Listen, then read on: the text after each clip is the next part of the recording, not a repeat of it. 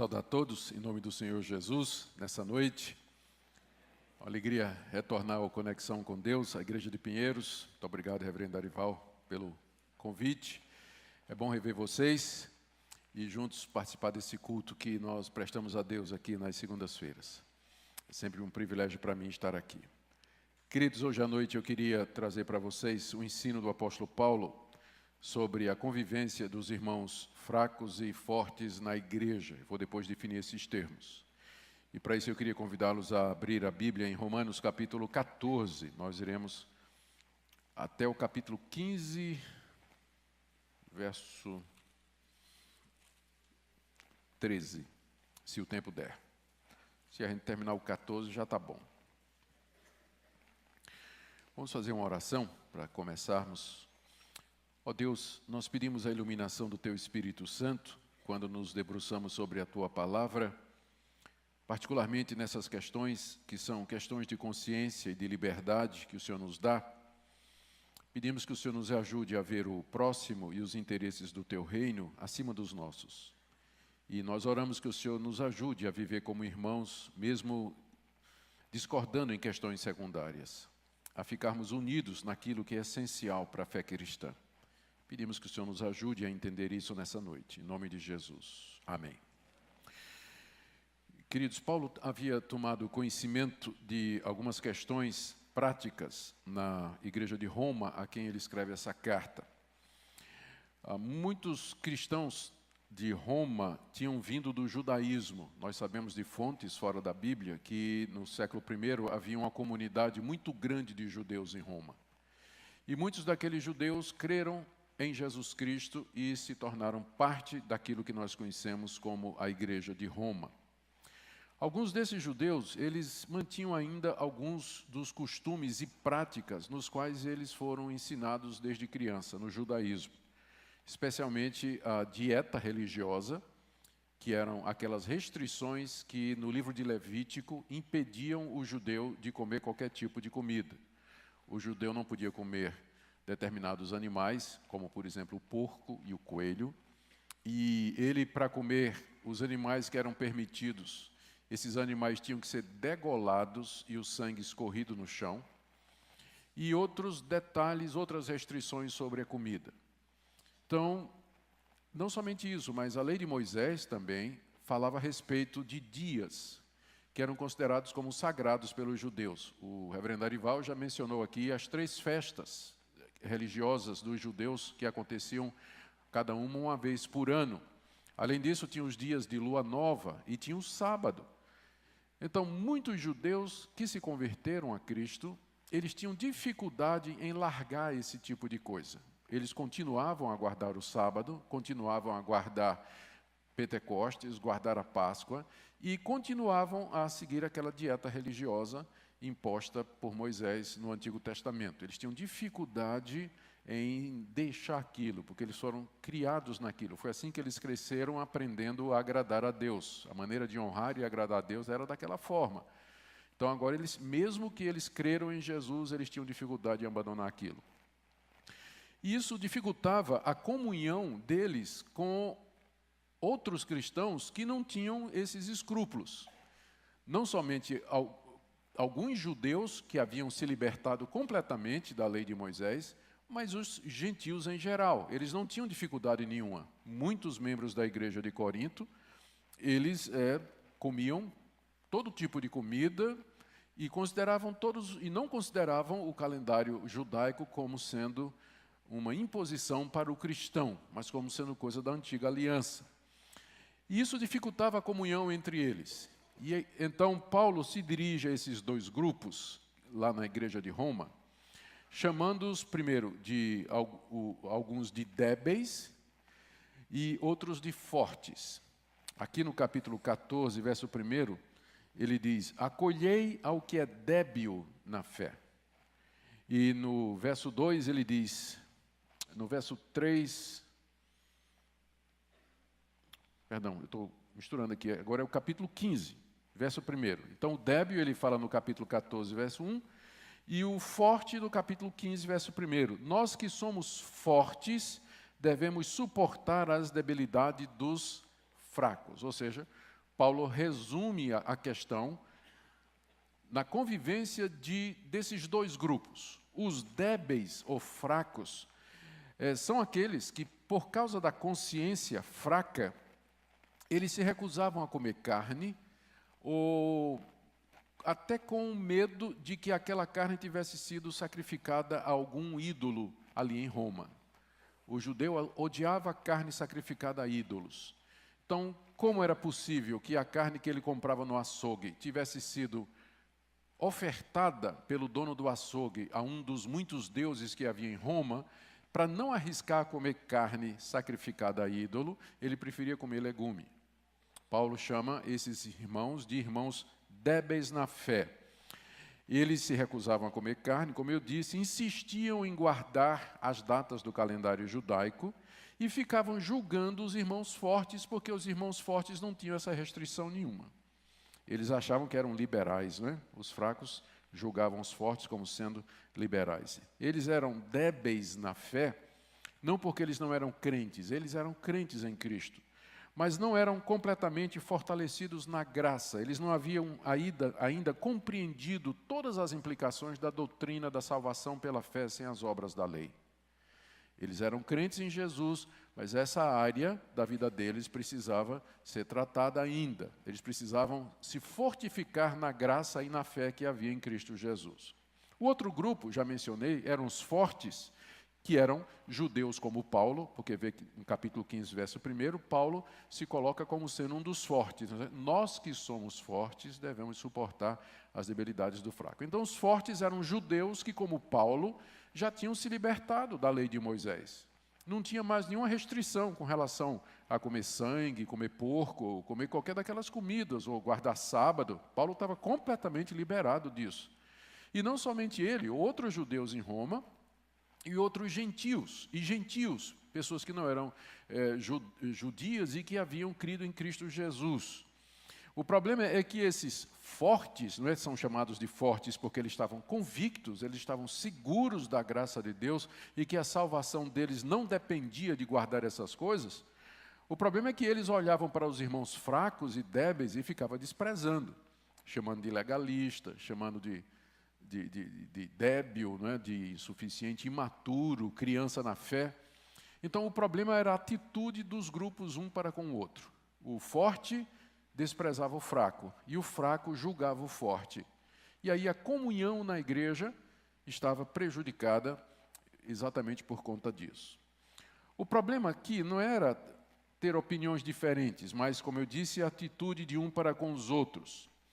E deixe-me dizer aqui duas ou três coisas que são importantes para que nós possamos entender o que é que Paulo vai fazer aqui. Primeiro, Paulo considera essas coisas como uma questão de opinião pessoal. Não é uma questão doutrinária. Não é uma questão doutrinária. Paulo não vê como uma questão doutrinária. Tanto é que ele fala dos fortes como sendo crentes e fala dos fracos como sendo crentes. E vai dizer que ambos têm o mesmo Senhor Jesus Cristo e que ambos querem agradar a Cristo do mesmo jeito. Então não é um problema doutrinário. É um problema pessoal, é um problema de consciência e liberdade cristã.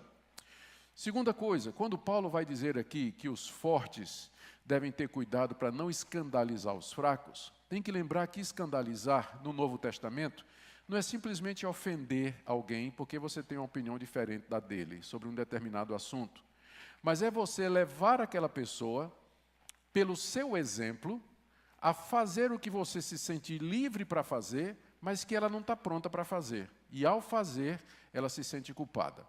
Por exemplo, seria um irmão desse, forte, não é? Comendo carne de porco, na presença dos irmãos fracos, e um irmão fraco diz, olha, ele está comendo carne de porco, deve ser porque é liberado. Aí ele mesmo vai e come uma feijoada, com a orelhinha de porco e tal, né? E aí ele se sente culpado. Puxa, quebrei, ofendi a Deus, comi porco.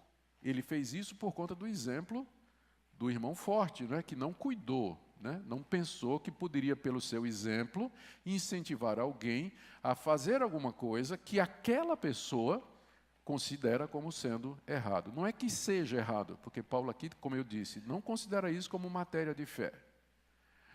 Mas para aquele que considera, é sim. Então, tropeçar ou servir de escândalo é isso. É importante essa distinção, porque muita gente acha que escandalizar é do tipo assim, fulano fez uma tatuagem e teve uns irmãos na igreja que ficaram escandalizados. Não é esse tipo de escândalo que a Bíblia diz. Porque se a gente for deixar a consciência dos irmãos fracos dominar a ética da igreja, a gente vai virar uma seita. Vai virar uma seita. Então, a gente tem que respeitar, mas isso não significa que o irmão fraco não precisa aprender a crescer e enxergar aquilo que a Bíblia diz que é pecado e aquilo que ele pensa que a Bíblia diz que é pecado, ou que ele pensa que está errado. Essas questões, que não são matéria de fé, a gente chama em teologia de adiáfora. Literalmente no grego, é uma palavra grega que significa que não tem forma. Alguma coisa que não tem forma, ela não é definida na Bíblia, nem como certo, nem como errado. E que, portanto, é uma questão pessoal, de preferência, que você pode, de acordo com sua consciência, praticar ou não. Só que tem limites para isso, especialmente quando usar essa liberdade prejudica a comunhão da igreja. Então, é isso que Paulo está tratando aqui. Você pergunta hoje, mas hoje em dia, pastor, como é que isso se aplica? Porque aqui é o caso de judeus, não é? Convertidos. Nós não temos muito judeu convertido nas nossas igrejas. Sim, mas tem gente que tem dificuldade com balinha de Cosme e Damião, tem gente que tem dificuldade com música secular, tem gente que tem dificuldade na época de São João, tem gente que tem dificuldade com ritmos musicais. Tem gente... E a grande ironia é que boa parte das brigas entre os cristãos não é tanto de questão doutrinária, mas a gente briga por conta dessas coisas.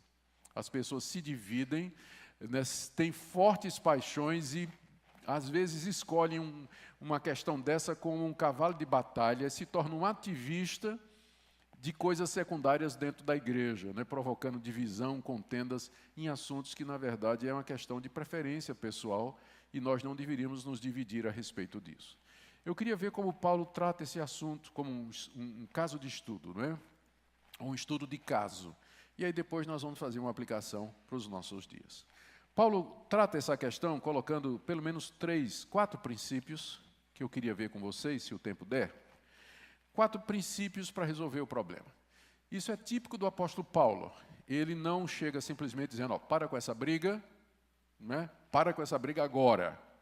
Ele não chega desse jeito. Ele primeiro explica por que é que eles deveriam parar com aquela briga. Ele procura convencer e persuadir, porque Paulo é um doutrinador. E ele quer que as pessoas se convençam daquilo que elas estão fazendo. Não porque o pastor está mandando, mas porque elas se convenceram pela Bíblia de que isso é o caminho certo a fazer. Então, ele gasta 2 capítulos no que parece ser um assunto irrisório, né, diante das grandes doutrinas da graça que ele expõe na primeira parte da carta aos Romanos, mas é que há princípios que estão envolvidos aqui e que podem se aplicar a outras coisas na nossa vida. Então, o primeiro ponto que ele coloca, para fracos e fortes, é que todos nós somos servos de Cristo e daremos conta a Ele. Versos de 1 a 12 do capítulo 14. Vamos ler. Acolhei ao que é débil na fé, não porém para discutir opiniões. Um crê que de tudo pode comer, mas o débil come legumes. Quem come não despreze o que não come. E o que come não julgue o que come, porque Deus o acolheu. Quem és tu que julgas o servo alheio? Para o seu próprio Senhor está em pé ou cai, mas estará em pé, porque o Senhor é poderoso para o suster. Um faz diferença entre dia e dia, outro julga iguais todos os dias. Cada um tem opinião bem definida em sua própria mente. Quem distingue entre dia e dia, para o Senhor o faz. E quem come, para o Senhor come, porque dá graças a Deus. E quem não come, para o Senhor não come, e dá graças a Deus. Porque nenhum de nós vive para si mesmo, nem morre para si. Porque se vivemos, para o Senhor vivemos. E se morremos, para o Senhor morremos. Quer, pois, vivamos ou morramos, somos do Senhor. Foi precisamente para esse fim que Cristo morreu e ressurgiu, para ser Senhor tanto de mortos como de vivos. Tu, porém, por que julgas teu irmão? E tu, por que desprezas o teu? Pois todos compareceremos perante o tribunal de Cristo, como está escrito, por minha vida, diz o Senhor, Diante de mim se dobrará todo o joelho e toda língua dará louvores a Deus. Assim, pois, cada um de nós dará conta de si mesmo a Deus. Eu não vou dar conta dos fracos e nem os fracos vão dar conta de mim, mas cada um dará conta de si mesmo a Deus. Aqui nós temos pelo menos 3 pontos que eu queria destacar do que Paulo escreve nesses 12 versículos. Primeiro, a afirmação dele de que tanto os fracos como os fortes, eles são servos de Jesus Cristo. Está no verso 1 até o verso 4. No verso 1, ele manda que os fortes acolham o que é débil na fé. E acolher aqui significa dar as boas-vindas e receber sem discutir opinião, não para brigar. É uma questão de opinião. Então não vamos discutir, vamos nos acolher. Quem é forte, acolhe o irmão fraco, mas não para discutir a fragilidade da fé dele. Porque um crê, verso 2, que de tudo pode comer, que era exatamente judeus como Paulo e como gentios. Podia comer de tudo, podia comer sangue, podia comer porco, podia comer lebre, podia comer animal que tinha sido morto a pancada sem ser degolado, enfim, tinha liberdade para comer o que queria.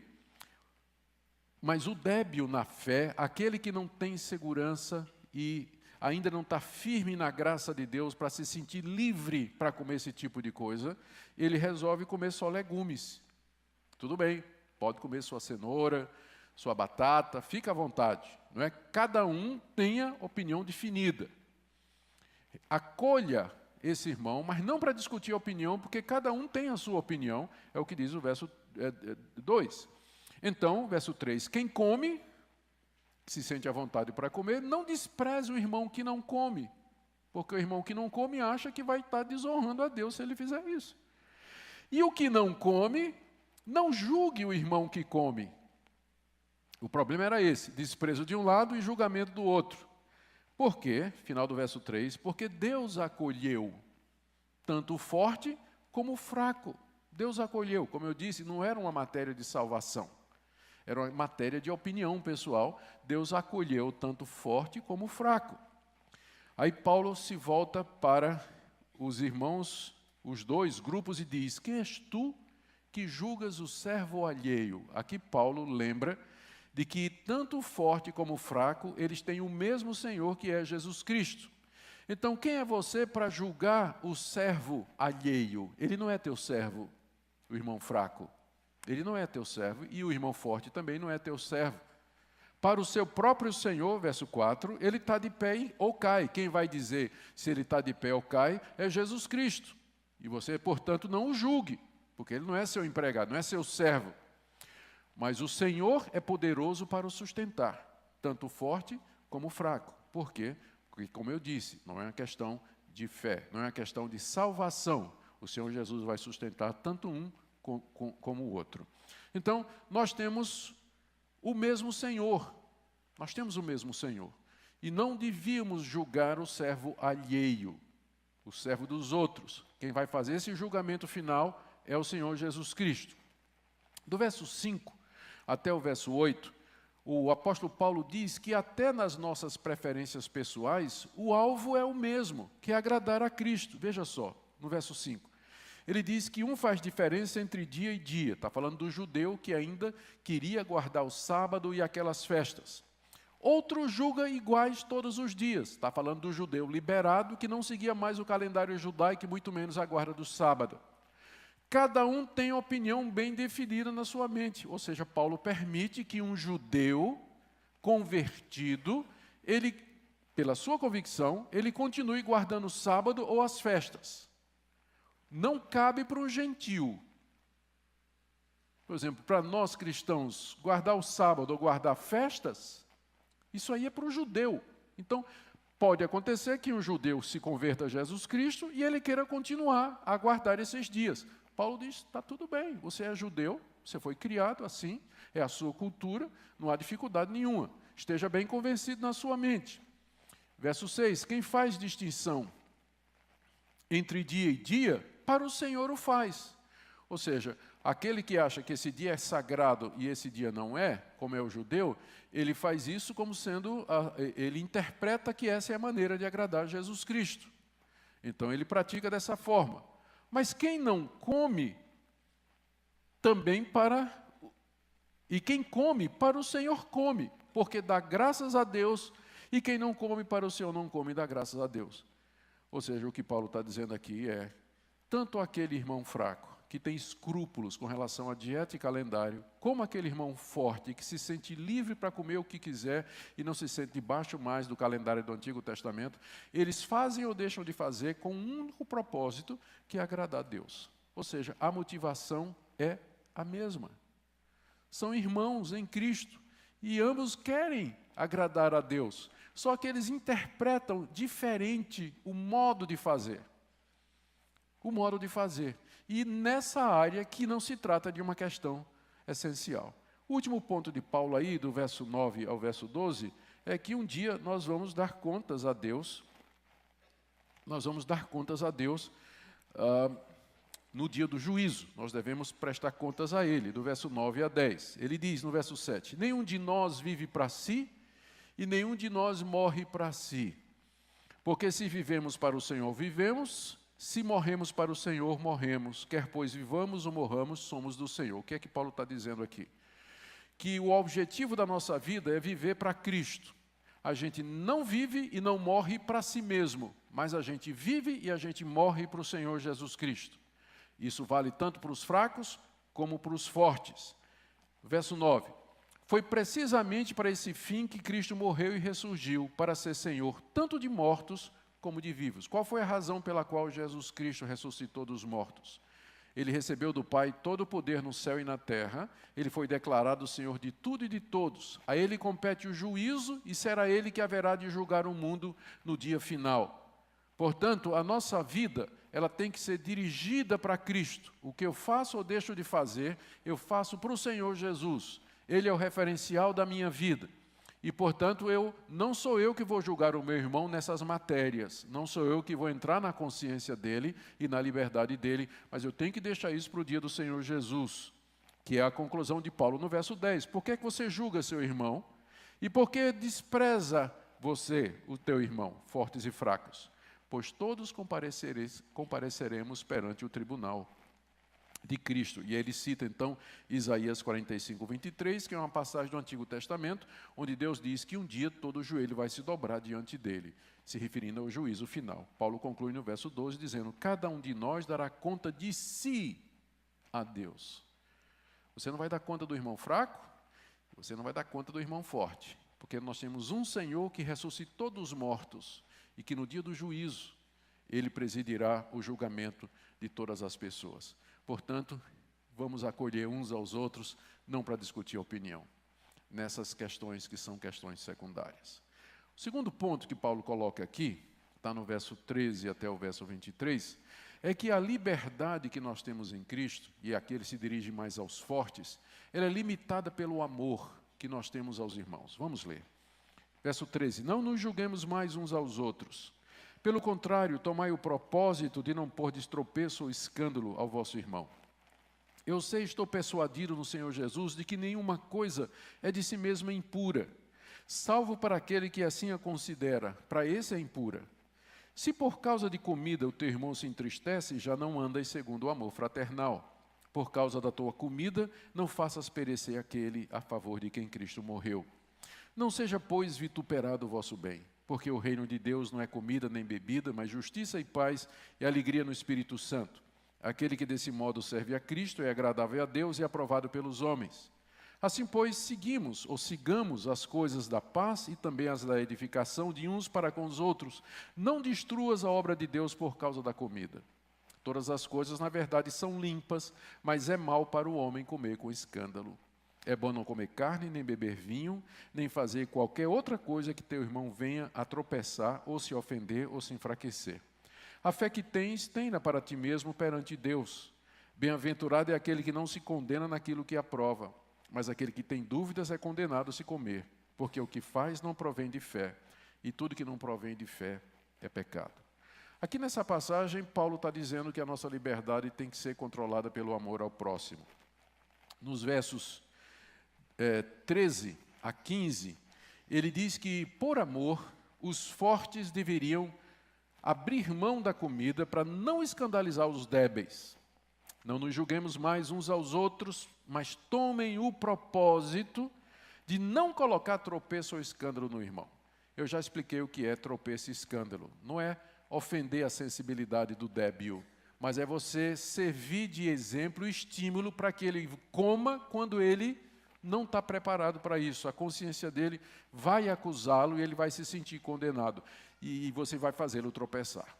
Então, esse que é que significa, e Paulo diz, tome o propósito de que você não vai colocar tropeço ou escândalo no seu irmão.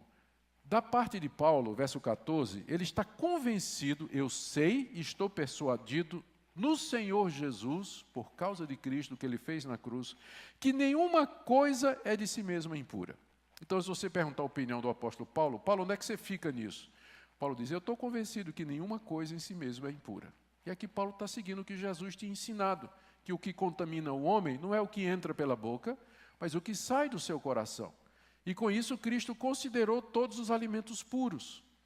Então, o apóstolo Paulo, se ele não comesse sangue, não era por uma questão religiosa, é porque ele não gosta. Se ele não comesse porco, não é por uma questão religiosa, mas porque ele não gosta de porco. Porque ele está convencido de que nada de si mesmo é impuro mais. Foi tudo liberado em Cristo Jesus. Eu sei que você está perguntando, mas e Atos 15?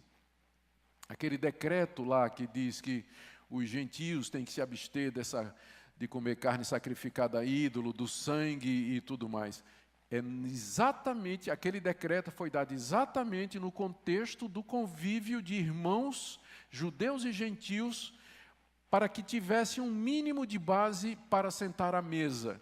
Então, num ambiente onde há judeus convertidos e que têm escrúpulos com relação à lei, os gentios deveriam se abster daquelas coisas em nome da paz da igreja. É isso que o Atos 15, o decreto de Atos 15 significa. Tanto é que Paulo diz aqui, eu estou convencido, não tem nenhuma comida impura. Eles se sentiriam muito à vontade para comer esse tipo de comida. Ele podia sentar com os gentios e comer o que fosse colocado na mente dele. A não ser, Paulo diz, para aquele que a considera, para esse é impura. Então, se você, na sua consciência, considera comer carne que não foi degolada, não é? Carne com sangue, se você considera isso, comer determinados animais, como sendo impuro, então aquilo é impuro para você. E se você comer essas coisas sem estar convencido de que pode comê-las, você está se arriscando a cometer um pecado, porque você não tem certeza se aquilo pode ou não, e você resolve comer mesmo sem ter certeza. Paulo vai dizer que isso é pecado porque não procede de fé. É pecado porque não procede de fé. Então, para aquele que considera, para esse é impura. Aí ele se volta para o forte dizendo, se por causa de comida o teu irmão se entristece, porque ele foi fazer a mesma coisa e a consciência apertou, já não andas segundo o amor fraternal. Ou seja, o que é que está acima da minha liberdade? O amor para comer o próximo. Por causa da tua comida, não faças perecer aquele a favor de quem Cristo morreu. Essa é uma passagem difícil. Porque a gente pode fazer perecer alguém por quem Cristo morreu. Se Cristo morreu por aquela pessoa está salva dos seus pecados. Seus pecados foram perdoados. E ele jamais será condenado. Então, a única ou uma solução que a gente tem para essa passagem difícil é tomar o verbo perecer aqui, que normalmente significa condenação eterna, mas tomá-lo aqui com outro sentido, no sentido de abater o irmão, desanimar o irmão. E aí se encaixa bem no contexto. Por causa da tua comida, não desanime, né? Não deixe desanimado ou triste aquele irmão a favor de quem Cristo morreu. Cristo morreu para salvá-lo. E você vem com seu mau exemplo, né? Um exemplo errado, e você está trabalhando contra o que Cristo fez, que é quando você usa a sua liberdade de maneira errada. Sua liberdade de maneira errada.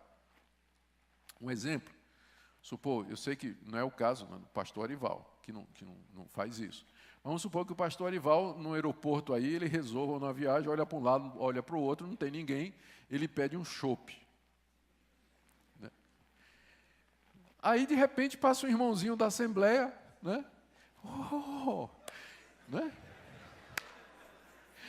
Pastor Erivaldo está tomando chopp. Então quer dizer que está certo.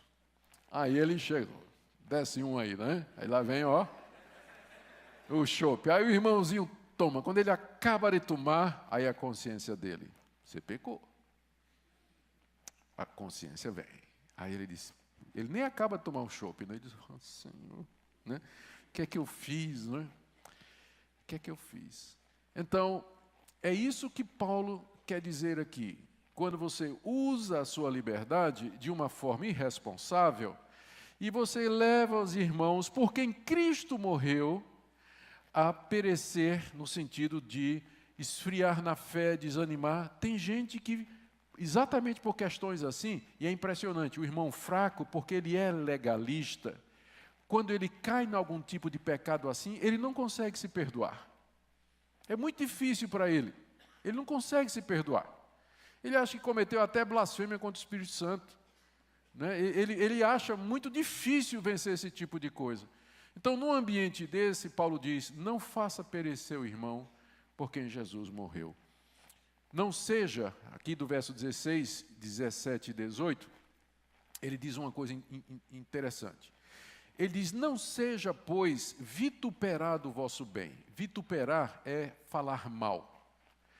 Não seja que o bem que você sabe que é de Deus, que essa coisa boa que você tem da parte de Deus, que é a sua liberdade, que ela não seja mal falada por irmãos fracos que vão ser levados ao tropeço porque você está usando esse bem da maneira errada.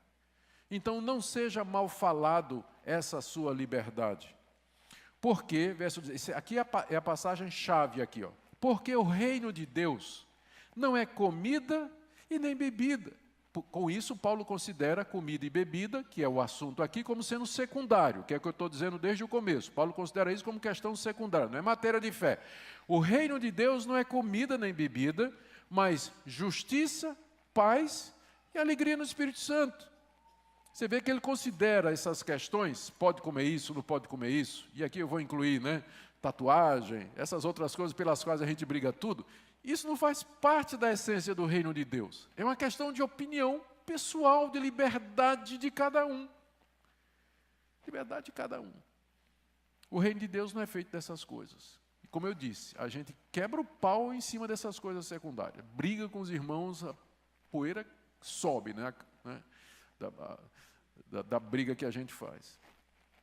Paulo diz, no verso 18, aquele que desse modo serve a Cristo é agradável a Deus e aprovado pelos homens, ou seja, aquele que dá prioridade às coisas do reino de Deus, que abre mão de comida e bebida por causa do irmão fraco.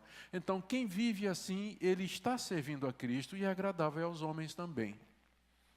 Assim, pois, do verso 19 até o verso 23, verso 21, ele diz que nós devemos, então, buscar a paz e a edificação, evitando escândalos, né? Assim, pois, sigamos.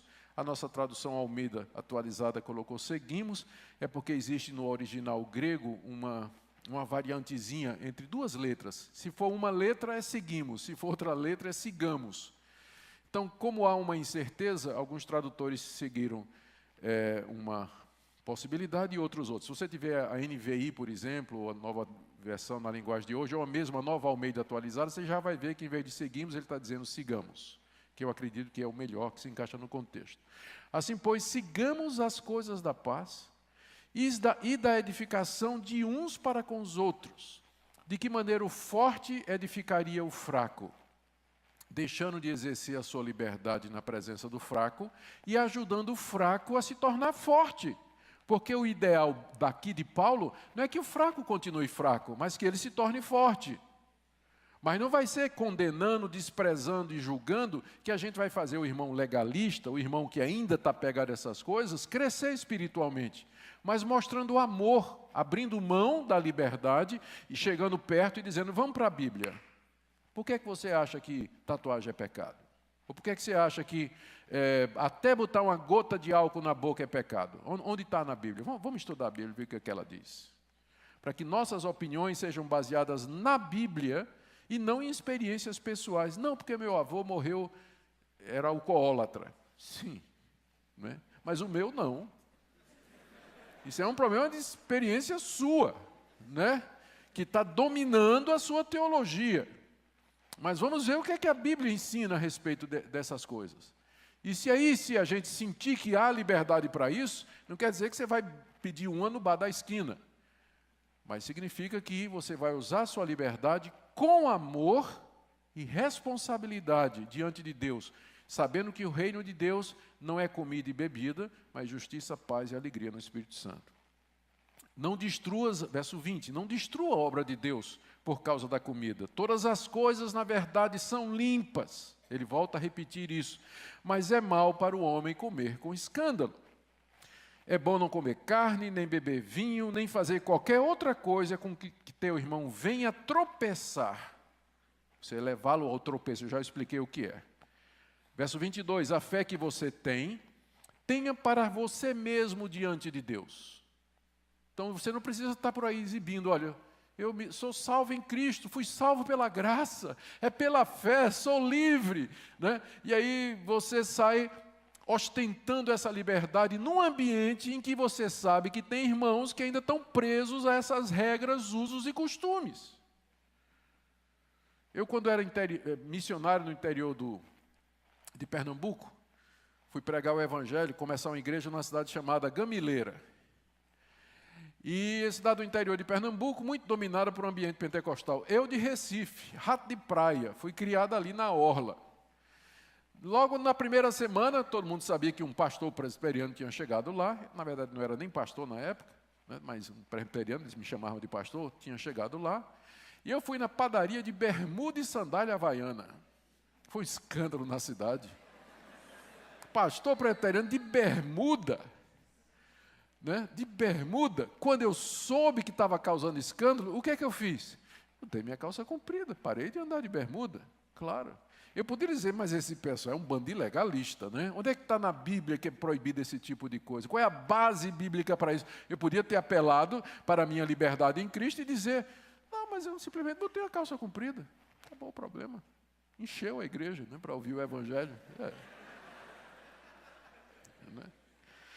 A fé que tu tens, tenha para ti mesmo diante de Deus. Bem-aventurado é aquele que não se condena naquilo que aprova.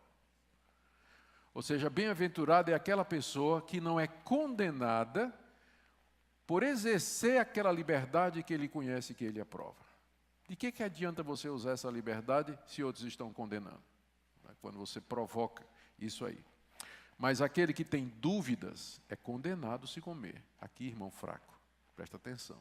Se para você é impuro, não coma e não experimente. Porque se você fizer isso sem ter convicção, Paulo diz aqui, isso aqui não provém de fé. E o que não provém de fé é pecado. Significa que toda a ética do crente, toda a sua maneira de viver, ela tem que ter embasamento e segurança bíblica. Você precisa saber a razão e você precisa estar convencido biblicamente para você fazer ou deixar de fazer. Porque se você fizer não tendo certeza, então você está pecando. Não porque a coisa em si seja pecado, mas porque você arriscou fazer uma coisa que você não tem certeza se é pecado ou não. Então, a resposta para esses casos está na traseira do caminhão. Na dúvida, não ultrapasse. Não é? Na dúvida, não ultrapasse. Se você não tem segurança, não faça. Se você tem, então você é livre, mas cuidado como você usa. Último ponto de Paulo, que eu estou terminando, meu tempo já está no fim. Está aí do verso 1 até o verso 13. É que ele coloca o exemplo de Cristo. O exemplo de Cristo de duas maneiras. Primeiro, Cristo, ele não viveu para agradar a si mesmo, mas ele viveu em prol dos outros. Aqui é um estímulo para os irmãos fortes. Não abusa da liberdade. Pensa no irmão fraco. Segundo, Cristo nos acolheu, tanto aos fracos como aos fortes. E, portanto, nós deveríamos nos acolher mutuamente. Então, primeiro, o exemplo de Cristo.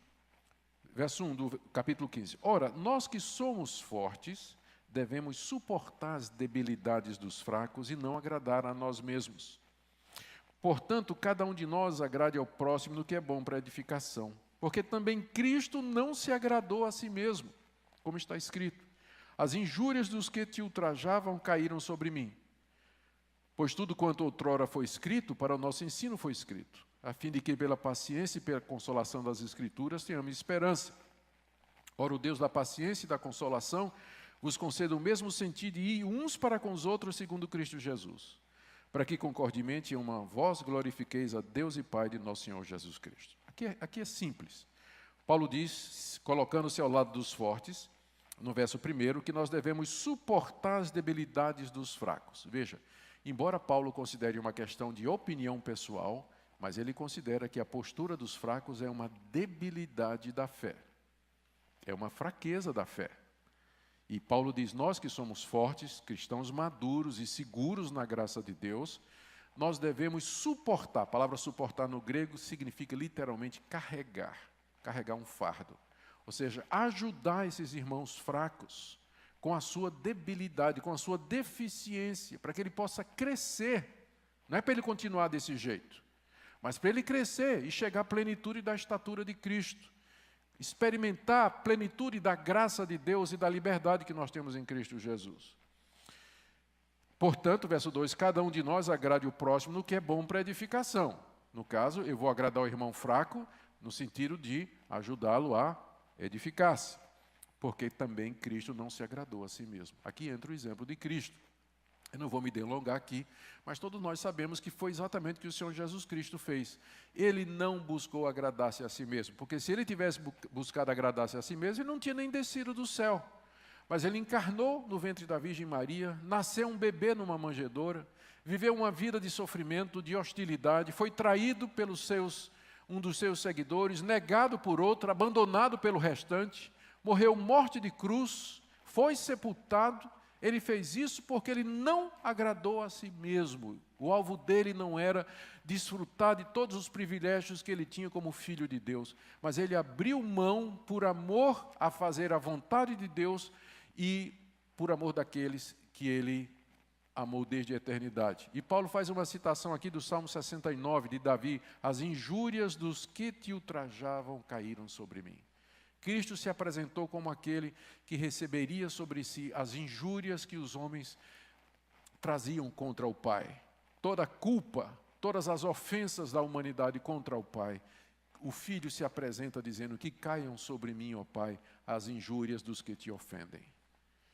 E aí alguém podia dizer, mas isso aí está muito bonito, né? Está na Bíblia, de fato, lá no Salmo 69, mas isso se aplica a Cristo. Não, diz Paulo no verso 4, porque tudo que antes foi escrito, para o nosso ensino foi escrito. Isso aqui não só vale para Cristo, não. Isso vale para todos nós. Tudo que outrora foi escrito, para o nosso ensino foi escrito, para que pela paciência e pela consolação das Escrituras tenhamos esperança. Aqui Paulo, em resumo, ele diz qual foi o propósito pelo qual Deus nos deu uma revelação escrita. Essa revelação escrita foi dada para instruir o povo de Deus na nova aliança. Na nova aliança. Para que através do conforto e da paciência que vem de estudar a Bíblia, nós tenhamos esperança. E aqui é um dos versículos que serve de base para a doutrina reformada, sola Scriptura.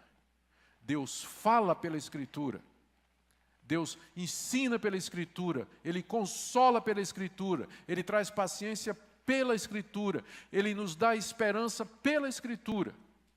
Tudo que foi escrito foi exatamente com esse propósito. Por isso que é um absurdo abandonar a Escritura para revelações, sonhos, visões, experiências de homens, quando a Escritura é um meio pelo qual Deus estabeleceu fortalecer a sua igreja e o seu povo. E aí ele termina com a oração do verso 5 até o verso 6, pedindo que Deus dê a eles que cante no mesmo coral, não é? Olha, que o Deus da paciência e da consolação vos conceda o mesmo sentir de uns para com os outros, segundo Jesus Cristo, para que concordemente, unanimemente, e a uma só voz, glorifiqueis a Deus e Pai do nosso Senhor Jesus Cristo. Paulo diz assim, que vocês, então, tendo Cristo como exemplo, vocês sejam como um coral, que a uma só voz glorificam e exaltam a Deus. Que gentios e judeus, deixando de lado as suas diferenças, acolhendo-se mutuamente, agradando um ao outro, tenham concordemente um propósito só, que é viver para a glória de Deus. Portanto, verso 7. Acolhei-vos uns aos outros, como também Cristo nos acolheu, para a glória de Deus. Irmãos, eu quero concluir com algumas aplicações aqui, bem rápidas, porque o nosso tempo já passou. Eu sei que eu devo ter levantado mais problemas do que respostas aqui para alguns irmãos, que vão sair daqui doidinho, né? Porque a primeira pergunta é, pastor, mas então quem vai decidir o que é essencial e o que é secundário? Essa é a primeira pergunta. Para o presbiteriano isso não é problema, porque nós temos uma confissão de fé e 2 catecismos que interpretam as Escrituras para nós. E elas vão nos dizer que estas coisas para nós é secundário. Essas coisas são secundárias. Mas é claro que para nós, o que a palavra de Deus ensina está acima dos nossos símbolos de fé. Mas, escutar o que a igreja, historicamente, nos seus 2000 anos de existência, tem dito sobre essas questões, eu creio que é um bom caminho. Se você tomar o credo apostólico, o credo niceno, as grandes confissões de fé da Reforma Protestante, você tem uma ideia muito clara daquilo que é básico para a fé cristã histórica. A autoridade das Escrituras, o nosso Deus triuno, a humanidade e a divindade de Cristo, a pessoalidade do Espírito Santo, a morte de Cristo na cruz, a ressurreição dentre os mortos, a salvação pela fé sem obras da lei, o retorno de Cristo, a condenação eterna do ímpio e a felicidade eterna do salvo.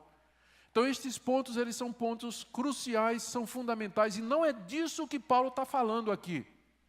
Porque por esses pontos que eu acabo de falar, a gente mata e morre. Mata e morre. Maneira de falar, né? Na era Bolsonaro, a gente tem que dizer que isso aqui é figurado. Figurado. É uma maneira de dizer. Que nós vamos discutir. Aí sim, nós vamos partir para o pau. Né? Se alguém discorda de um desses pontos, aí nós vamos discutir seriamente com essa pessoa se ela vai chegar e dizer, eu não creio na Trindade, ou ela vai dizer que Cristo era apenas humano, ou Cristo não morreu pelos nossos pecados, ou Cristo não ressuscitou dos mortos. Aí é briga. Mas não é disso que Paulo está falando aqui. Paulo está falando dessas questões secundárias sobre as quais os cristãos têm diferença de opinião e que acabam se dividindo e não têm comunhão, mesmo que essas coisas não estejam no âmago da fé. Então, no geral, primeiro, não julguemos uns aos outros. Segundo, vamos nos acolher mutuamente nessas questões. Particularmente aos fortes, acolha sem discutir, não despreze e não coloque tropeço ou escândalo e suporte a debilidade do fraco. E aos fracos, não julguem os fortes e cresçam. Estude a palavra de Deus, verifique se o seu escrúpulo é por uma experiência pessoal, um problema psicológico, alguma coisa que a sua denominação ensinou, ou se de fato tem fundamentação na palavra de Deus. E por último, irmãos, esse texto eu gosto dele, ele é muito claro, porque ele mostra que o Senhor Jesus, ele é o nosso, não somente o nosso Salvador, mas ele é também o nosso exemplo. Há um sentido em que Cristo não é o nosso exemplo, porque Cristo não era cristão, como vocês sabem, não é? Eu estou vendo um manto de olho arregalado aí, mas é óbvio, Cristo não era cristão. Cristo nunca cometeu pecado, cometeu? Ele precisava de um mediador como você precisa? Você já viu Cristo arrependido ou pedindo perdão por algum pecado? A religião de Cristo era outra. Ela é a religião do paraíso quando não havia pecado. Mas nós somos pecadores, então nesse sentido nós não podemos imitar Jesus, mas nós podemos imitar Jesus no que ele se fez homem, habitou entre nós e como tal ele viveu para agradar a Deus e fazer a vontade de Deus e servir aqueles a quem ele veio salvar. Então nesse ponto Cristo é nosso modelo e ele é o nosso referencial. E eu queria que você pensasse nisso, que você ouvisse não somente como aquele que morreu na cruz para salvar os seus pecados, mas aquele que nos deu um exemplo de humanidade perfeita, quebrantada, humilde, debaixo da orientação do Pai, desejosa de fazer aquilo que o Pai planejou desde o início. E se você fizer isso, você vai agradar o seu irmão. Você vai saber conviver com pessoas que pensam diferente nessas questões secundárias. Em vez de criar briga e polêmica por isso, você vai focar na pessoa de Cristo, que de fato está no centro do reino de Deus. Queria orar com vocês. Oh Deus, dá-nos esse espírito que havia no Teu Filho, de mansidão, humildade e serviço. E dá-nos graça, Senhor, para discernirmos aquilo que é essencial. Porque o reino de Deus não é comida nem bebida, mas alegria, paz mas justiça, paz e alegria no Espírito Santo. Enche-nos dessa alegria do Espírito Santo. Ajuda-nos a conviver uns aos outros, em nome do Senhor Jesus. Amém.